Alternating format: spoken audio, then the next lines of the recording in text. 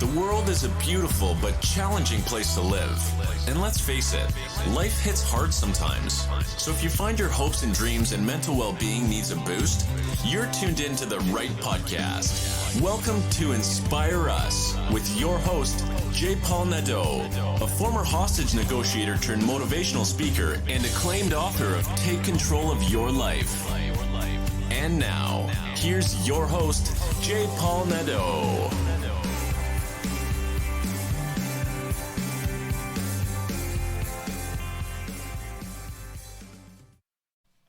Hello, everyone, and welcome to Inspire Us.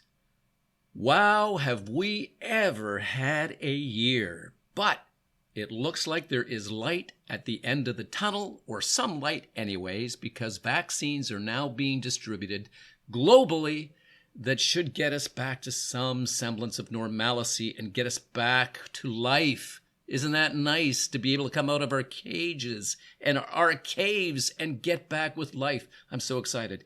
Anyway, my next guest has a remarkable story. From a very young age, he was put in a position of responsibility to take care of one of the family businesses. And he learned quite a bit, became quite a good businessman, became a surgeon, all those kind of things. His story, I'm sure, will resonate with a lot of people when he shares how his struggles turned out to really shape the man he is. And for so many of us out there, we're going to have to reinvent ourselves. We're going to have to find new means of income, and this story will help you, I'm certain. And without any further delay, I want to introduce you to my next guest, Darryl Martens. Hello, Darryl, and welcome to Inspire Us. How are you today? No, I'm doing great. How about yourself? Very good. Can't complain. And where are you again? I'm currently in Ann Arbor, Michigan. Okay, how's the weather over there? It's cold, but it's not snowing today, so that's a good thing. That's a good thing. Well, I want to thank you very much for coming on the show. We had such an interesting conversation the first time we met, and your story is compelling. It is a story of how a young boy had to take on so much responsibility and consequently was, I guess, denied certain things in life, but you made it all work out for you. I'd love for you to share your story with our listeners. Absolutely. It's as a child when I was growing up, I was a single child for about 9 years, and then my sister was born. But for that 9 years, it was difficult. But I was blessed to have a wonderful family, wonderful parents, wonderful grandparents. But we didn't had a difficult time getting where we are today. And it kind of started off with my grandparents coming to Canada from Portugal, living in the same triplex where we had three brothers and their wives and my mom, living together in a small triplex that they pretty much made their home for a good 10 years of their lives, and that's how they saved money and worked hard. My parents and my mom and my dad didn't really have the further education, mostly because of financial reasons, as everybody had to pitch in to make a difference. And that's where a lot of my inspiration came from. My parents worked hard and allowed me to go to school, go to university, and then from university, got admitted and accepted to medical school in the United States in Philadelphia. And then from there, I continued my journey to Los Angeles, where I did my surgical residency there. And then living in LA, kind of realized not a place I wanted to raise a family, have children. So I came back to as close as I could to my roots, which is Michigan. And here I am now.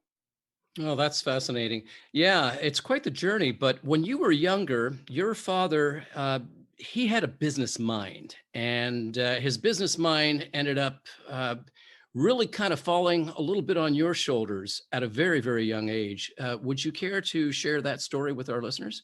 Oh, absolutely. And it kind of originated from, again, my parents having to, my family had to pitch in to make it what it is. But as a young age, my family were kind of entrepreneurs, where my dad would have his job in Eaton's, fixing appliances, 7 to 3 o'clock, but then on the side, making coin laundromats.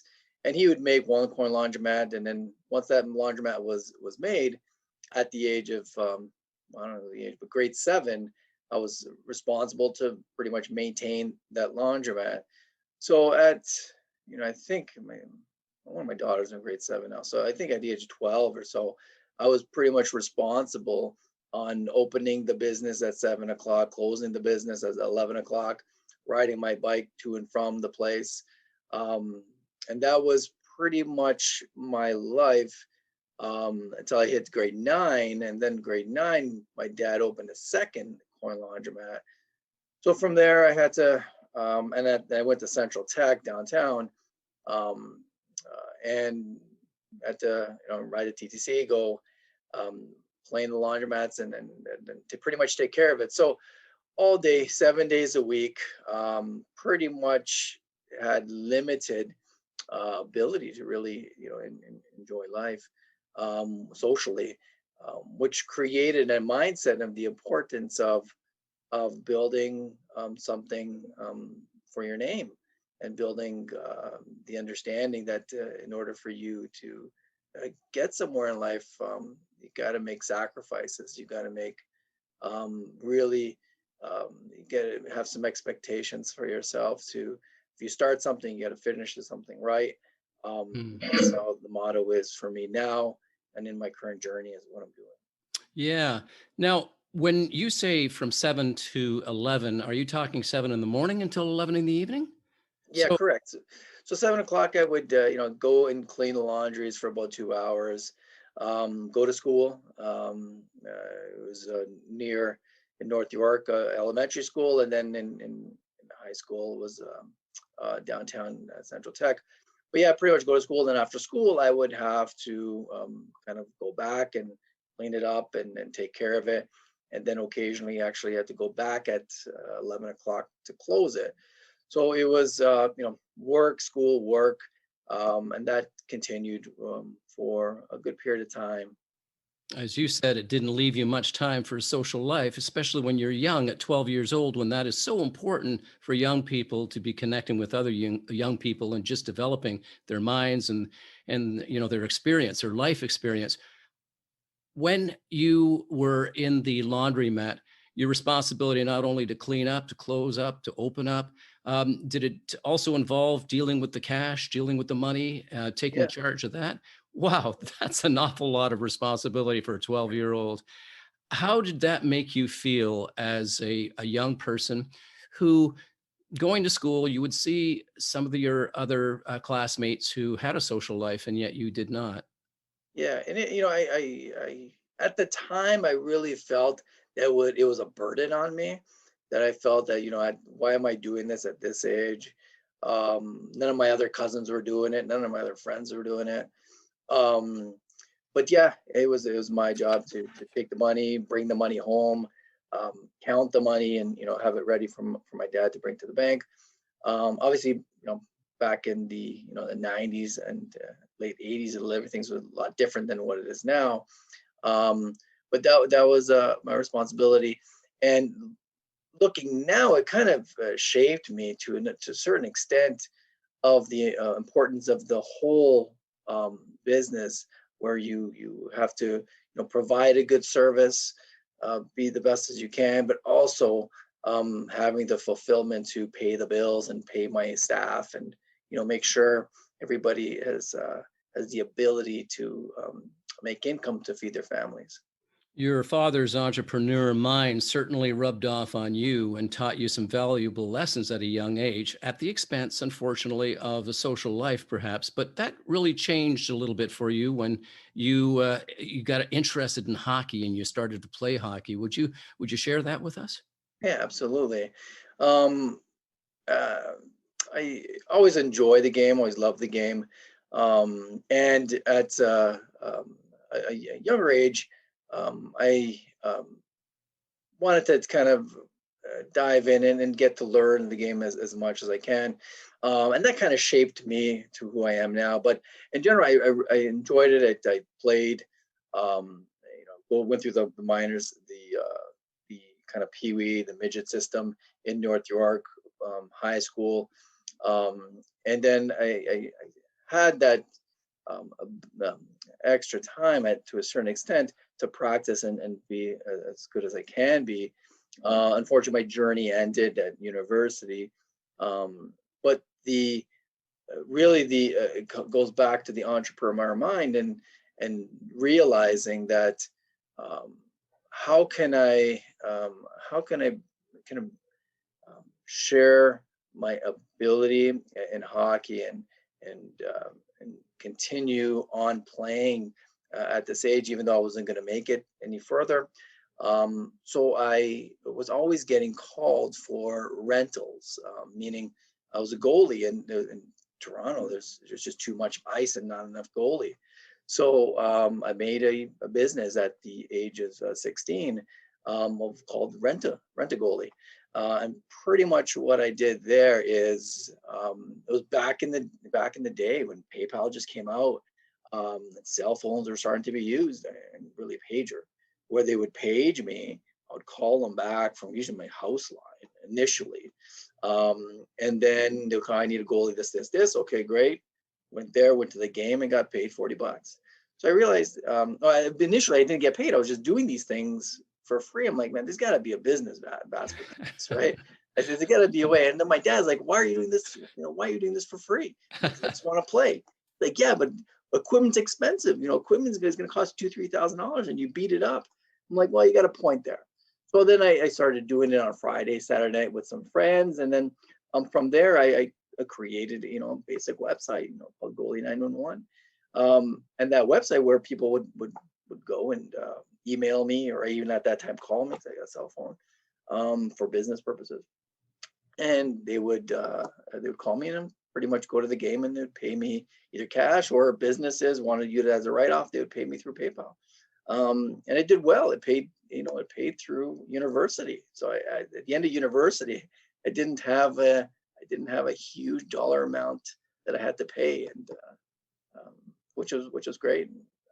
Yeah, it's a little bit different these days, where the cost of education is just a crime in itself, and so many people end up in debt for years, in sometimes careers that they don't even get to exercise.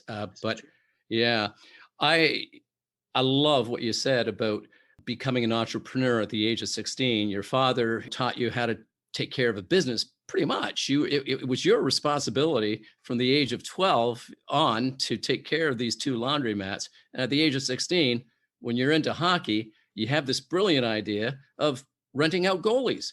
Who would have thought of that?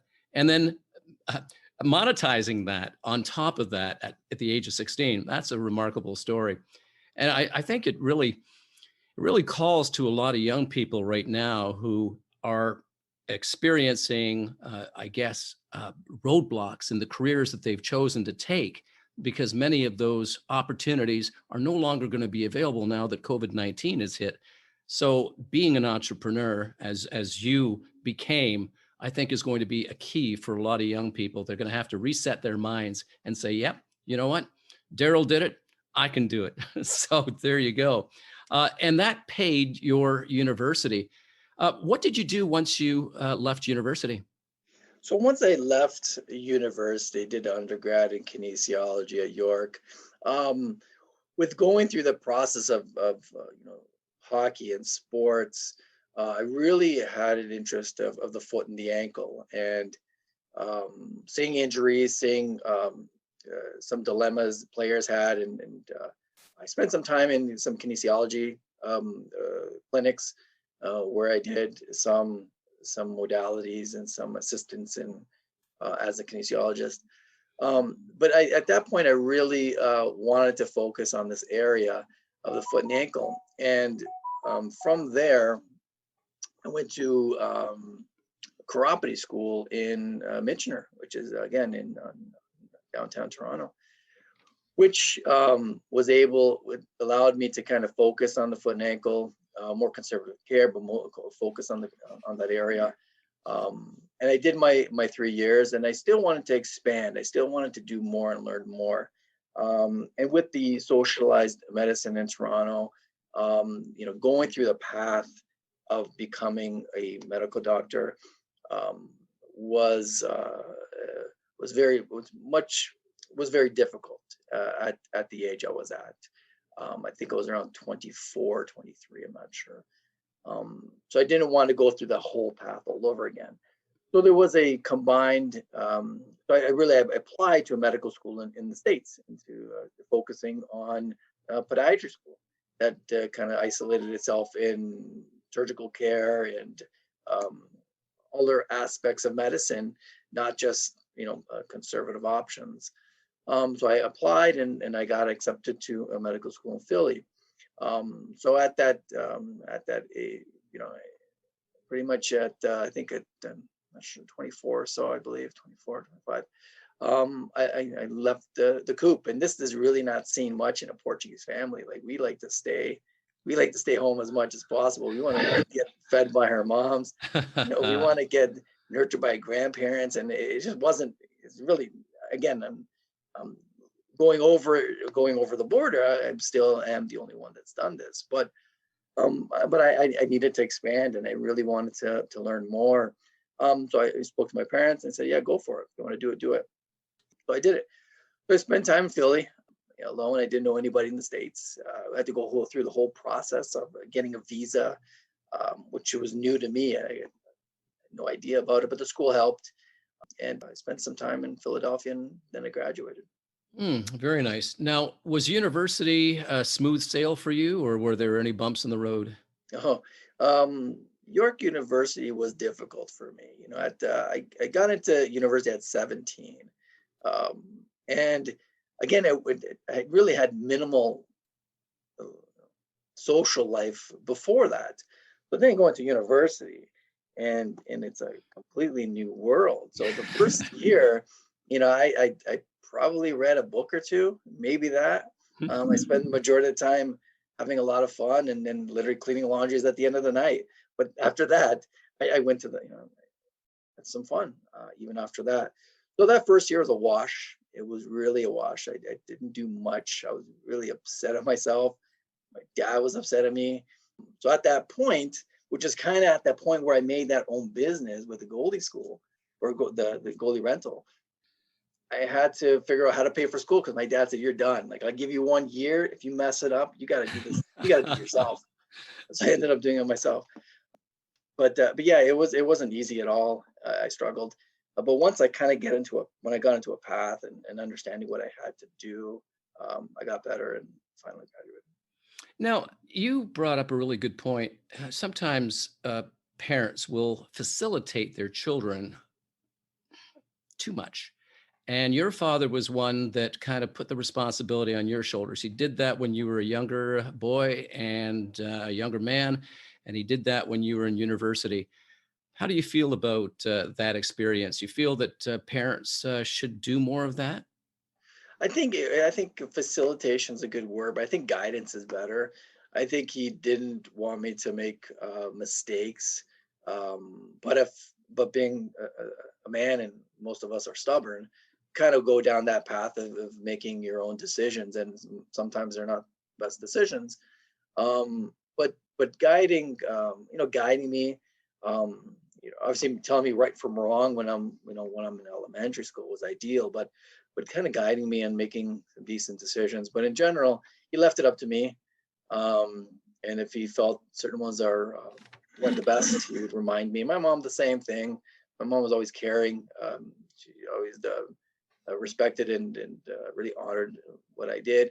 But in general, if I did mess up, she'd be the first one to kick me. Yeah, and I suppose, well, that's a sign of a good parent, just hey, if you're going to mess up, you have to deal with me. And it teaches values and responsibility and everything else. Now, with everything that's going on with COVID-19 and young people having to kind of find their way, can you give any advice as to a path that they should do or something that they could become involved in that might help them to get to their destinations? I think really figuring out what one loves to do, right? So, for example, me, I'm a foot doctor, I'm a podiatrist, and I run my own business, but it really doesn't seem like work to me because I come in and I do what I like, and I found a passion, and I think that's the thing is just trying to find what you want to do, what you like to do, and then from there you're going to have the energy and intensity to continually find um, that type of work, making that there's a demand for it, um, and not only satisfy the community where you're at, but also yourself and um, your goals. Right. Yeah. And that's so important to find something that doesn't feel like work. It's something that you can go to and you actually enjoy doing. I think a lot of people fall into, hey, I need a job and I need to get into this. And yeah, they don't follow their hearts or their passions. So that's a very valid point. When you are in love with what you do, it's not work. And Right. yeah, and it's a great thing. So, were there any other experiences in your life that taught you valuable life lessons, Daryl? Yeah, absolutely. One life lesson that I went through at the age of 19, which really kind of um, really affected uh, me, my family, even my wife to a certain extent, was I got accused of something, of a crime that I didn't commit, and I had to go through quite a bit of trials and tribulations. I lost my job because it happened at work, um, and again, it was really demeaning for myself and for the family, um, and going through that whole recourse of telling my parents that I was basically charged for a crime I didn't commit, um, was tough for me. It was definitely a ego uh, breaker, honestly. Hmm. And then from that experience, I realized, what, I have to, whatever whatever happens to you, you're the one that's going to have to fix it. You can't really rely on anybody else to a certain extent. It's going to be your responsibility because it's going to follow you no matter what. And eventually, this developed and occurred for a year and a half, and eventually got acquitted of all charges. But still, when I had to go through the process of applying for the visas and the green cards and the American passport and all that stuff, it still gets brought up, and it still reminds me of, what, um, you know, the decisions you may or may not do will affect you from going forward, and it doesn't just stop there; it really continues on. Um, but nevertheless, you just gotta go with your heart and go with it, and make the make the make the think what you feel is right, and follow what you believe is right. Hmm. And what you said, you touched on so many really important things. Number one, you're falsely accused of a crime, and I can relate to that because I too was falsely accused. I wasn't charged because I was able to prove otherwise. But when you're charged without having an opportunity to really explain yourself and to defend yourself, that's tough for anyone to be falsely accused of something that they didn't do. You said in explaining this that it taught you the lesson that nobody's really going to fix it all for you and that you have to take responsibility for making it right.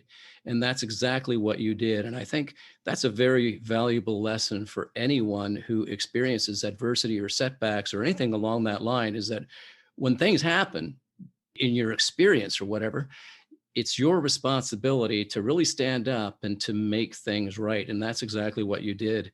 And I really empathize with what you've said afterwards is that for a long period of time, these false accusations can follow you into other areas of your life. But you now have a story to really share. And I thank you for sharing that story with our listeners, because it happens. I was a cop, and I know that some people get falsely accused. I was working in the detective office, and I could see that happening. And you have to imagine the experiences that that person is going to go through once they clear their name. You know, it's a hard thing to get back, and just to brush that off you. It's almost next to impossible. So, yeah, that's quite the story.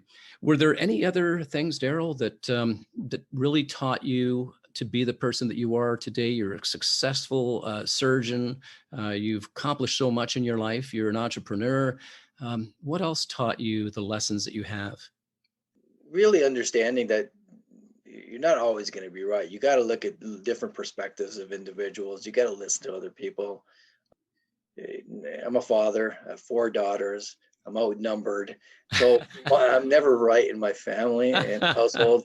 So I have to again step back and insist that I'm not always going to be right with them, which is fine. And it kind of goes back at letting them make some decisions and then kind of follow with those decisions.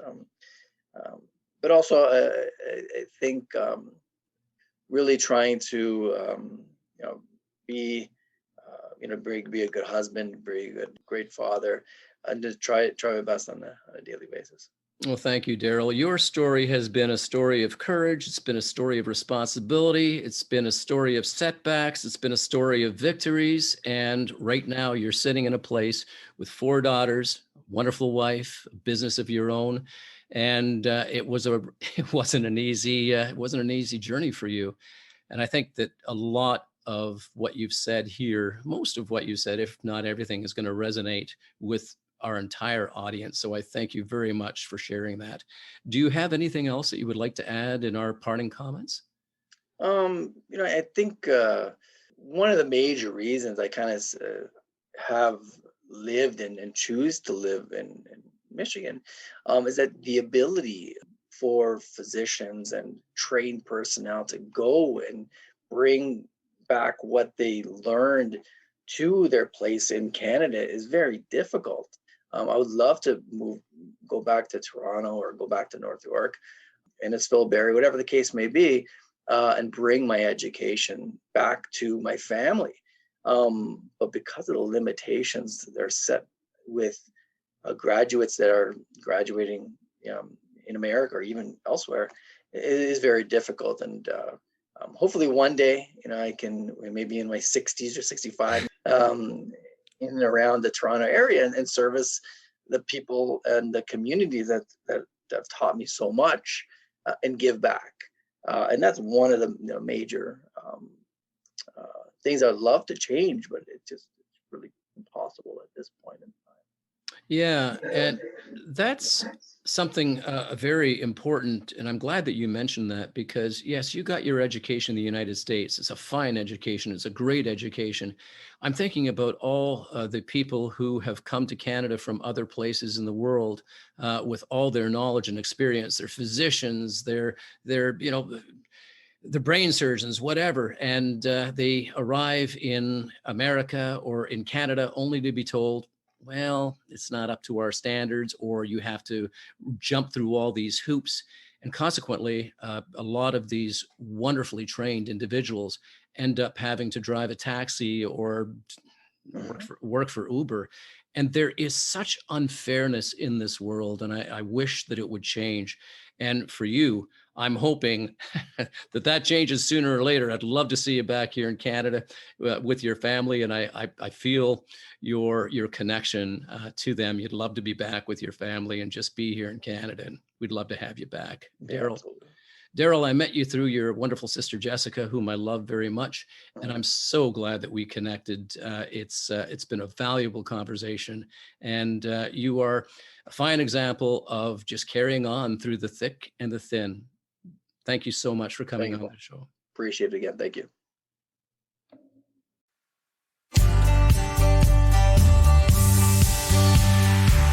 Thanks for listening. Tune in next week for another insightful episode. If you haven't already, hit the subscribe button and leave your comments.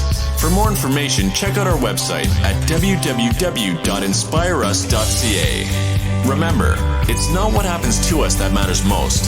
It's how we respond to what happens to us that does. Stay strong and resilient.